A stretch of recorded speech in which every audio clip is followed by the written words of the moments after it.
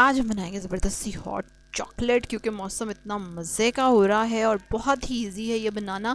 इसके लिए आपको चाहिए 300 ml दूध, 1 टेबलस्पून हमें चाहिए होगा कोको पाउडर, ये देखें 1 टेबलस्पून भी ले सकते हैं। और उसके बाद हमें चाहिए 1 से 2 टेबलस्पून चीनी और 1/4 टीस्पून सिनेमन पाउडर यानी कि दालचीनी पिसी हुई। 30 ग्राम चॉकलेट चाहिए और ये 20-20 ग्राम के 2 पैकेट हैं। चलो जी, अब फटाफट से हम क्या करेंगे, दूध को डालेंगे हम बर्तन में, दूध वाले में, और उसको उबाल आने देंगे।